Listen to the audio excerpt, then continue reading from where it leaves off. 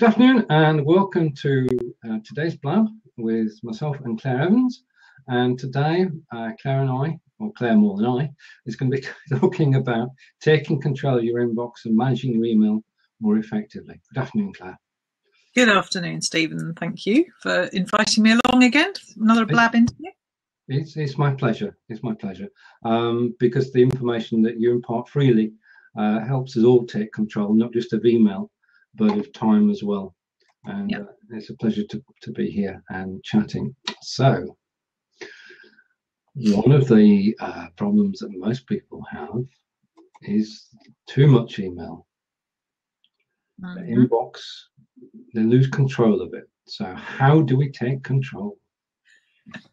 And that's what it's all about. It's about you controlling your inbox and not allowing or letting it control you.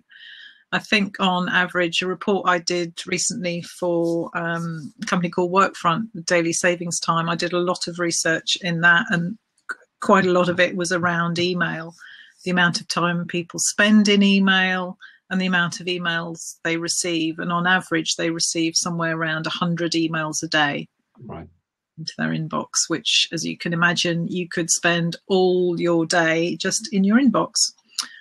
So one of the first things I always say to people about managing your email is to switch the alerts off. All those little pings, bells, alerts, bottom right-hand corner on screen. Yeah, switch those off. Okay, because they're a distraction, aren't they? They are, and every time they ping up, you sort of go, "Oh, what's that that's just come in? I'll go and have a look at it." And if it's got the little message that pops up, you sort of your attention is taken off what you're working on, and you immediately go and have a look at what's popped up. Oh, that looks like an interesting email. I'll just go and have a look at that. Yeah. So switch those off so you're not going to get distracted or interrupted. And another key tip is only to check your email 2 or 3 times a day. Okay. Which strikes horror into some people. I've got to have a look at my email the whole time, and it might be important. Well, there is that, and that's the fact. You're not in control of who's going to message you, and if a customer messages you, you don't want to miss it, do you?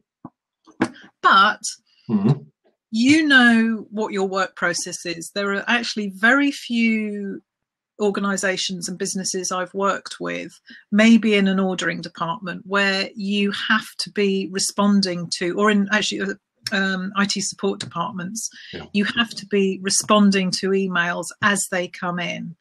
Even if it's a client email, you set an expectation of when and how frequently and what the time frame is that you will respond to emails, and you stick with that. So in the majority of cases, responding to an email within a couple of hours, half a day, or even the same day is enough.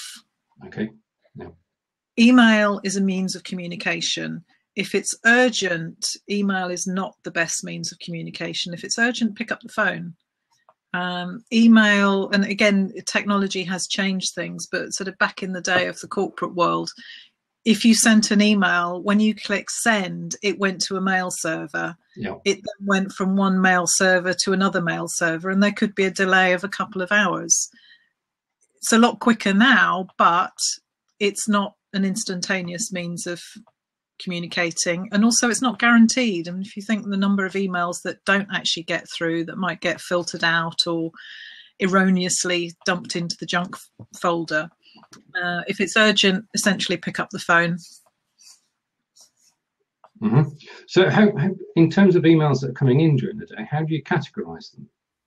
You can use filters and folders. Again, is a very good way of organizing your incoming mail. Or rules if you're using Outlook, and you can set them for clients. So if you have got something that's really important and you want to know when a particular client or on a particular project has emailed you, you can set a specific filter or a rule up for that to send you an alert or to highlight it in your inbox. Right.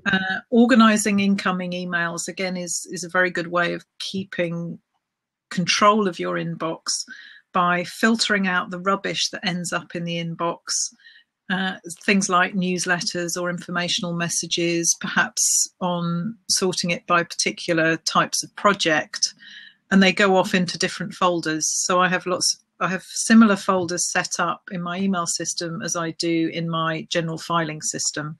So as soon as an email comes in on a particular topic, I can see because it's in that relevant folder. Right. So the time that you take to sort this saves you time in the long run. Oh, definitely. Yes. Yeah. And the other way of organizing your inbox is using flags or whatever email system you're using. Outlook, I think, uses flags. Gmail certainly uses flags. You can use labels to sort emails as they come in. So if there's something that's in there that's important, but you don't need to deal with it there and then, you can set a flag to remind you or put it into a particular category to deal with it later. Okay. Now, one of the things that we do every day is we sign up to mailing lists. Yes. So, because we want to be kept informed. Yeah. The emails keep coming in. They do. How do we keep on top of that sort of thing? You can filter them out into a newsletter folder. Okay. Or put them into a reading folder. And if it's something that, invariably you have to give your email address for an awful lot of newsletter lists, is sign up for it, take what you need from it, and then unsubscribe. Obviously, don't unsubscribe from my newsletter list. No. I'm subscribed twice. No problem there. On 2 email addresses. If you're not reading it, if you haven't read it for the last 3, 4, 5, 6 months or longer, I do a purge of my inbox every now and then.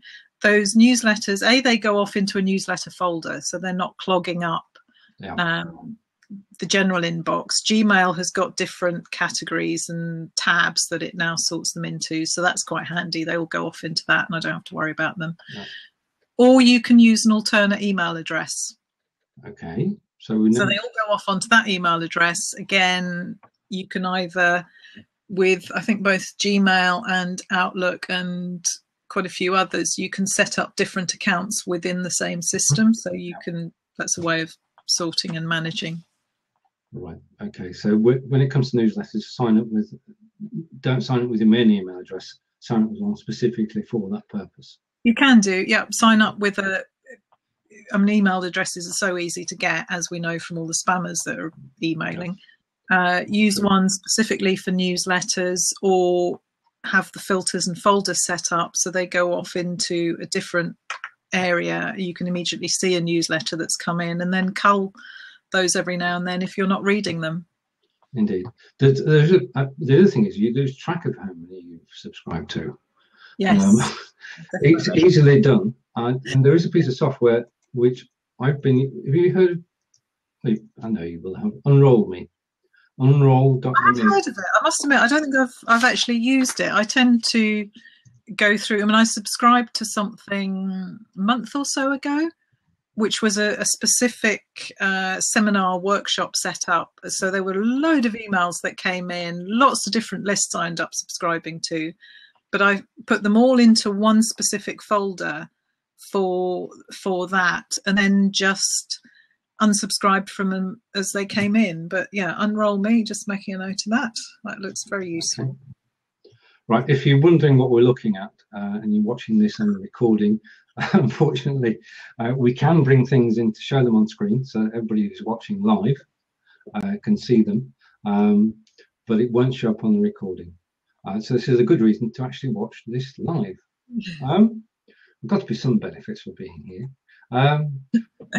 Babs, if you said you use it, if you have any comments about it, then please put them in. Unroll Me, I'm aware of, but haven't used it. But I think, especially as it works on iOS. The first time you go in there, it frightens the socks off you, because it goes through your email. Once you've given it permission to look through your inbox, it goes through and it finds everything that it knows to be a subscription. Okay. It then presents you with a list, and you then say, okay, go down the list, and you just select the ones you want to be delisted from, and it will go away and it will unsubscribe you. Right. Right. So it can only do the ones that it knows about, but it's improving all the time. And as a free service, as I say, scares you the first time. Right. Okay. Yeah. The overwhelm again, Babs. Babs would just say it's good, but you have to leave it for a while. You suddenly have a few hundred, and you lose track of things. It's good for subscribing there. So yeah, Outlook also has an unsubscribe me option at the bottom, but again, if that's not available within the newsletter, you can't unsubscribe. Not everyone has an unsubscribe link, and actually with some emails you don't want to unsubscribe because that's a way of them getting hold of your email address. If you go and click on the unsubscribe link, it just confirms you're a valid email address. That's true. That's the back in the day, as you said earlier, it was so much easier. People weren't trying to find your email address out. People weren't trying to get you into a list. Times have changed.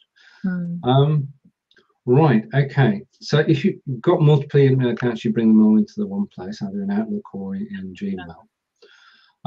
And you look at the email 2 or 3 times a day.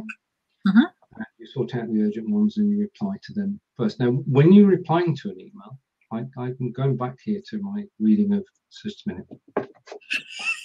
I'm management for dummies. You don't have to be a wordsmith to reply to an email, do you? You don't know. And there are lots of guidelines and etiquette rules on, actually there's a whole raft of blog posts that I've done on email because it's always such a hot topic, of no more than a page, a sort of screenshot preferably. If it's going to be much longer than that, then put it in as an attachment. Be very clear in your email on what it is that you want, any dates, times, actions, and things like don't copy in everyone and anyone when you send an email. Think about the communication, what you're trying to communicate, and be clear and succinct with it. Yeah, because the dread is that instead of putting BCC, blind copy, you put CC, and you reveal everybody's email address. Yes. So you don't see it quite so often because I think so many people are using auto responders to send out emails, but I get a lot more of those in my personal inbox. Will tend to come through with in the CC field to all and sundry rather than the BCC field. Right. And don't hit reply all. It's not necessary. I mean, some people do the old sort of what I call CYA. Yeah. Cover your what's it? Yeah. As in, if I copy everybody in, they'll see what I've been doing, or they'll know what's going on. It's not needed. Think about the people that you're sending your email to. Do they really need to receive it? And also the subject line. Make sure it's relevant. Right. Now, in terms of email's developed, and we've now got messaging systems which could be equated to email. And I'm thinking particularly here of Slack. Yeah. Slack has come in as an alternative to email insofar as you're instant messaging each other within a closed group. Yeah. And you can share documents and you can share files and pictures and what have you, and you can do projects through it. And I'm finding a lot of people are actually starting Slack groups to organize blabs rather than emailing to and fro. The sort of Slack, and there's a gentleman I interviewed a couple of months ago from Kotap, and they're doing the same for companies. Rather than having company-wide email systems, they're now having company-wide messaging systems. Yeah. Do you sense a growth in that too? I do, and I mean, I've seen and sort of read articles where people have, or companies have got rid of their email system and gone over to messaging. But you have exactly the same problem with that. If your messenger is constantly online, or you've got it popping up at whether it's the side of the screen, you have exactly the same problem. You've just moved it to a different platform. there are lots of sort of project management type tools that will eliminate the need for emails going to and fro, but it's the same principle of you're communicating from one person to another, and it's what you're communicating about, the information that you're sharing, is being sensible about it and being clear in what you're doing. Because the other thing I sort of see, and it's the same with instant messenger and email, is what I call email ping pong. So there's things going back and forth when actually it'd be a lot quicker just to pick the phone up. Indeed it would, but email is here to stay, and messaging is here to stay, and we've got to live with them and control them. Yes. So it is part of our everyday lives, especially in business. I mean, the business has not moved to Facebook, has it? Business. I think it's still very much sort of business consumer is still on Facebook, but people are using Facebook much more socially from a business perspective, and you've got big companies communicating on that, and they haven't got down to Messenger as far as I'm aware as yet on Facebook. If you ask my customers about Facebook or even LinkedIn, say, what's that? Because it's not part of their world. No, it's not. The social world is there, and the business world is there, and they do meet sometimes. But majority of the business world, they just don't bother about social. They bother about real world, speaking on the phone, meeting, and what have you done. Or sending emails out. True. Yeah. Okay. Now, what sort of changes do you see in email? Well, I mean, I think they sort of said as each new technology comes out, it's the sort of demise of one, and emails or paper, I think, was due to be, we wouldn't be using paper at all. However, probably when I started my business up, actually, sort of 12 years ago now, because email was coming in, and it's the same thing. Email is dead because we now have social media and these IM type tools coming in. So I don't see it going anywhere soon, really. It's still going to be around. We've probably got more and more technologies coming in, really. There's more and more information we're getting bombarded with from all sorts of different directions. It's not just email now. It is social media. It is messaging, as well as everything else, all the sort of the online, on the internet, etc. So it's just another means of communication. Yeah. Of course, there are a lot of CRM systems around, aren't there? Which are built around email. Do you use any of those? I don't use CRMs as such. I'll look at them quite often, or clients might be using sort of CRM type systems, and some of them have got that inbuilt communication in themselves, in that they will enable you to effectively do what you would do on email, communicating actions, tasks, status updates, sending files and documents. There's a lot more of that happening. And I think also the fact that there's so much more cloud technology and online technology available, whether it's email or CRM type systems or document storage, so you can be much more flexible about where and when you're working. Indeed. Right. Okay. Let's rewind a little bit. What are the major problems that you find when you go into a client for the first time that they have with email, which we might be familiar with? With email, too much email coming in is usually the prime thing. Having a massive backlog of email that they haven't been able to either deal with, so they're only ever dealing with what's coming in on that particular day, and perhaps forgetting about some of the other things, and finding time to respond to emails. I had one client I was working with, well, a couple of email client stories. One started off with a backlog of over I think potentially nearer 5,000 emails backlog in his inbox, most of which had been dealt with. It was just a matter of they needed to be archived out. They had to keep them because of the type of business that they had, but he just never got round to it. So over a period of time, whenever you're dealing with a backlog, whether it's when you come back from holiday and you've got hundreds of emails or you've just got hundreds in there, is to tackle it a little bit at a time. So chip away at it, get rid of all the junk, which you can usually do fairly easily by sorting your inbox, subject, who it's from, type of email, and then just chip away bit by bit, getting rid of, working on it for sort of 15-30 minutes a day. And I think within a month, if not 2 months, he'd got it down to 500 in his inbox, just by actually focusing on it and dealing with it. Yeah. So 30 minutes at a time and work through it. Yeah, is the best approach. And you said you have 2 stories. And the other one is, which is very common with a lot of people, and probably a lot of people listening to this, is the amount of time that you spend on your email. So people will spend 50% of their day, 4 or 5 hours, just dealing with email. Right. So if you only check it 2-3 times a day, which might sound a bit scary to start with, but you realize that the majority of emails don't need an instant response, but then plan time into your day when you're going to deal with, respond, manage those emails. So if set aside time limits, again, 15-30 minutes might be all you need.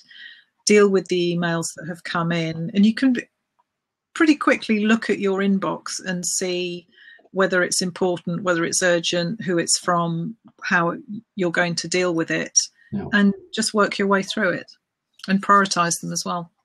Right. How do you prioritize? By what you're working on, what's important, what's urgent, clients, timing. Is the same really with any work that you're doing. In order to use your time, is understanding what your priorities are and what's important.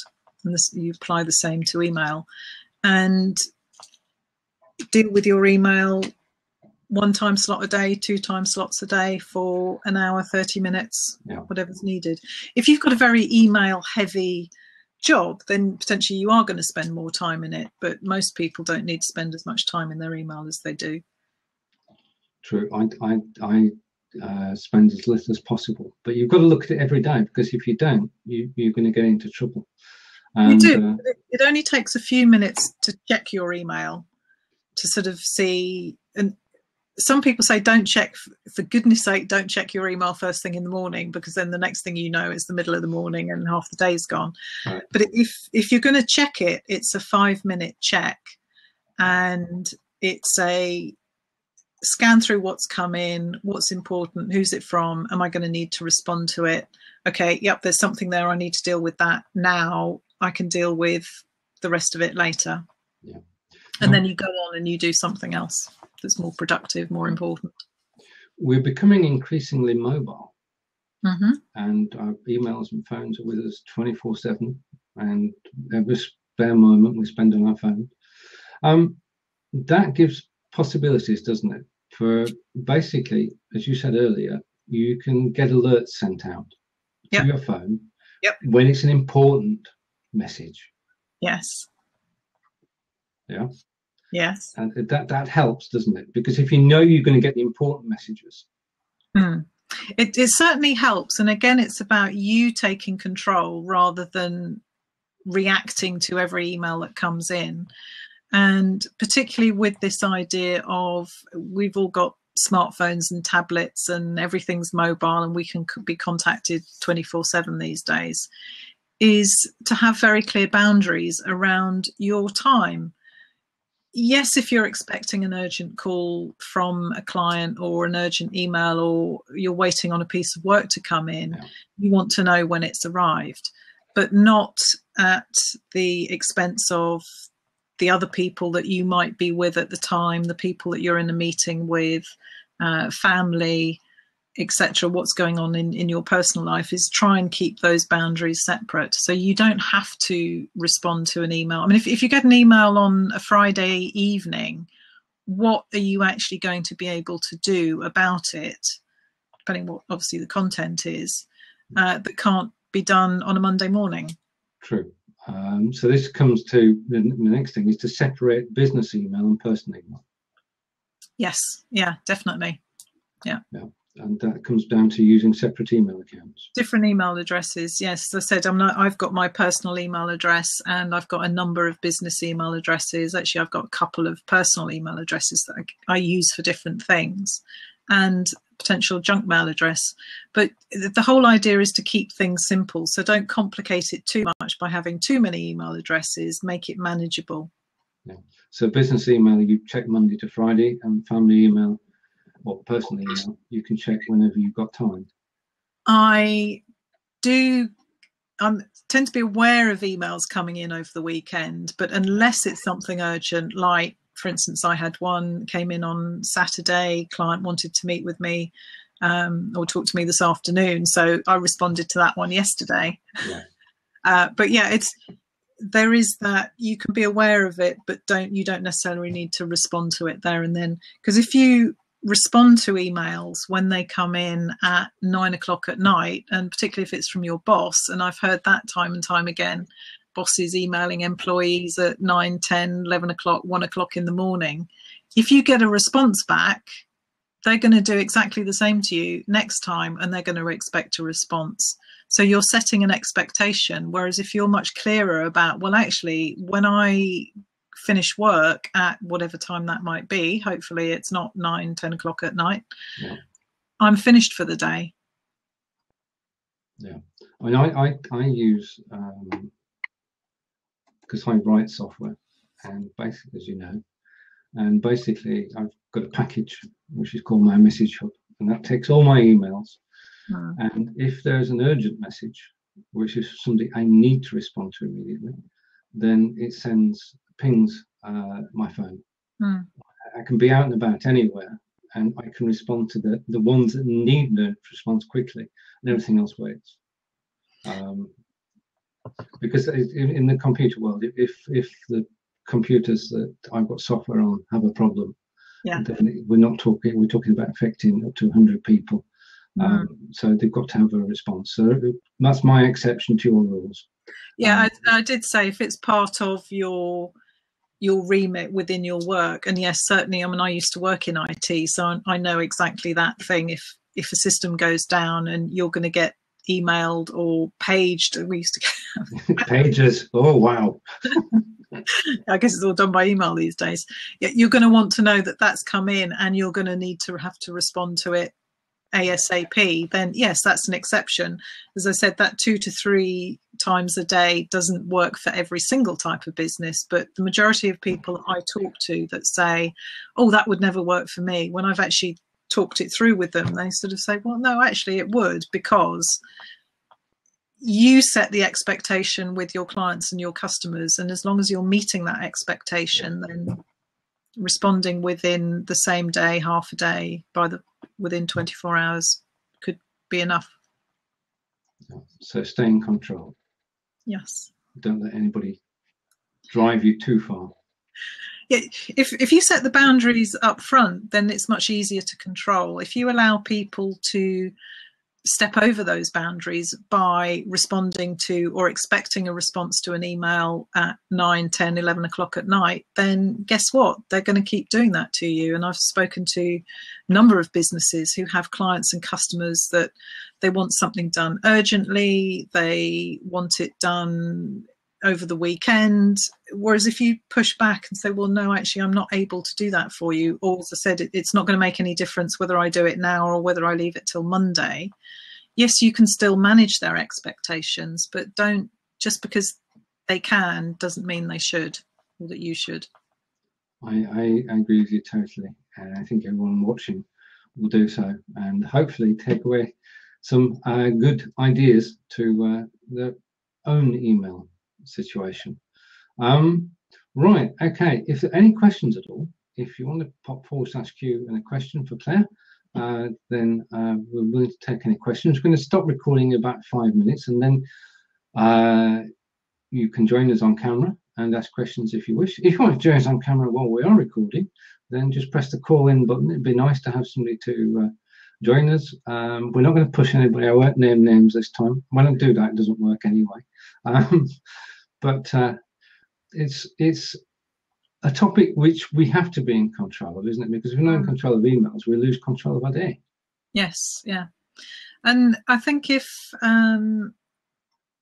okay, thanks for that one, Babs. I was going to say, if anyone's got, outside of this call, any questions about their specifics with email, then drop me an email or connect with me on social media, and I'm more than happy to either point them in the direction of something that's on my blog. So I said I've done a lot on email posts on that, tips, ideas, do's and don'ts, how to manage and organise, drastic ways of doing it and not so drastic. There was one director I used to work with who used to print off every single one of his emails. God, that's a few trees. It was a complete nightmare. And yet there is somebody else that will only ever respond to the first, I think it was something like the first 10 emails that were in his inbox. Oh. Everything else would just get deleted. And he worked on the basis that if it was important enough, they would email him again, right, and hopefully would get deleted.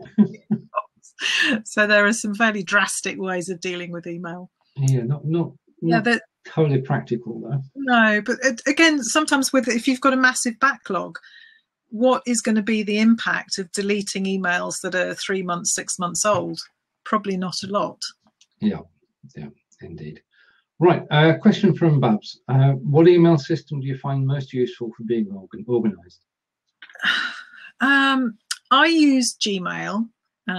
Personal preference, I guess, because it's online, it's in the cloud, I can access it from anywhere, I connect it on all my devices. I'm a bit Googled up and Appled up. There's a bit of a difference between the system, but it's organized. I like it. There's some good plugins I use with it. I did use Outlook previously and I found that quite very similar in many ways, but I think as soon as I came away from the sort of the Windows platform, I started using Google. Yeah, Google tends to be better cross-platform, doesn't it? As you say, it works. Yes, yeah, and a bit more remote. And a lot of it is about using the tools that are available with the various different email systems to help you work better with them. So whether it's some of the plugins or the extensions and some of the features of, I did miss some of the features of Outlook that were in Gmail, but again, they're always changing and adding to things. So yeah. So which plugins do you use at the moment? One or two. I was using Boomerang, which allows you to ping back an email when you need to. So if you send an email off to somebody and you say, oh, I need to be reminded in a week or a month to follow up on that, that will come back in. I'm currently using Streak, which is a bit of a sort of CRM type platform. What else have I used? Active Inbox I had a go with, but some of these plugins will go off and organize your email for you and then sort of plug it back into your inbox.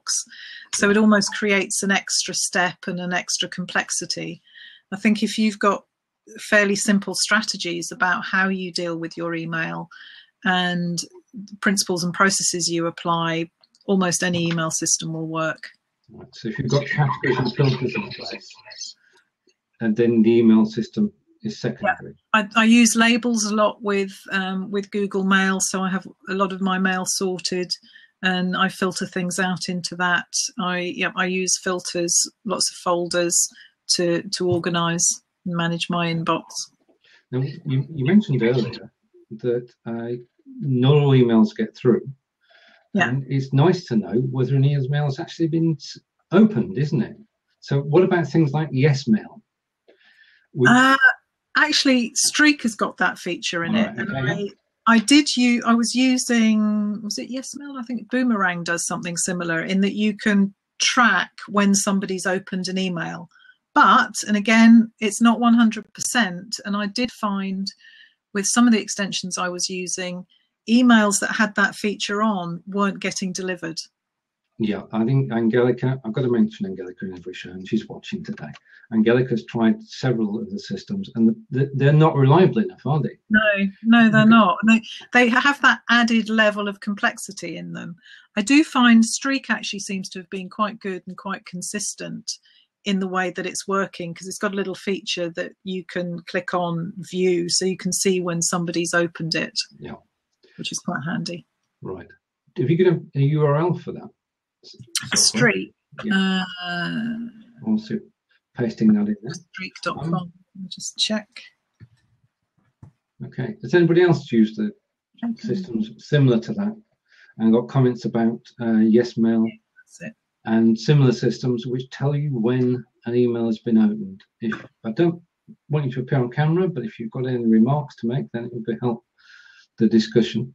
Right, that's the one I'm using at the moment. As I said, I try these things out, and either they end up messing the system up, or they don't work quite as much as they want, or they're just a bit too complex, and then I stop using them. So that's one I'm trying, and I quite like, because I sort of wanted a bit of a CRM system as well to keep track of things. So I said I tried Boomerang, which just got a bit messy. It did bring some things back, but not everything. And there was another tool, Active Inbox, takes over your inbox, and you work in Active Inbox and not in Gmail. And I didn't like that either, because there's that sort of added level of something else interfering with your email system. Yeah, you're using somebody else, and if the thing I like about Gmail is Gmail is Google, and Google's not going anywhere, is it? Yeah. Yes. It's up there. They're not going to fold Gmail. So it's reliable, it's easy to use, and it's going to be around for a very long time. Whereas when you're working with plugins, you don't know the financial situation of the company behind them. Yeah. So you've got to be wary of that, haven't you? Because you don't want to get into a way of working which is going to disappear. No. And I was also never quite sure where some of the plugins would conflict with each other if you'd got them in, or they would just stop working. They might be fine for a while, and then they stop working for some reason. So, yeah, that's where I am at the moment, is Streak. Right. Okay. Right. To end this recorded session, if you could just give your top 3 tips for controlling your email, Claire, that would be brilliant. Switch off the alerts. That's a definite top tip. Filters and folders for organising your inbox, and only checking it 2-3 times a day, or twice a day, or maybe even once a day. Right. Okay. So that's basically a systematic approach. Yeah. To email, rather than going in and checking it every 10 minutes. Have a systematic approach. Yeah, or responding to it every time an email comes in, or I'll just go and check. Is you decide when you're going to go and check your email. Indeed. Right. Well, thank you to everybody who's listened to us. Claire, would you like to say anything before we switch on? No, I think that's it. As I said, if anyone's got any specific tips, queries, problems, ping me an email or a tweet, and check out my blog. Which is there? That's my website page, and my blog is... Okay, it should respond instantaneously. Oh, there you go.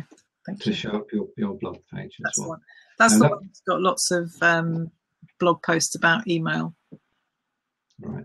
So that's clareevans.co.uk. If you want to type URL, bottom right, Claire, that would be good. And then anybody who visits this blog in the future, that's the last thing they'll see on the bottom right-hand side.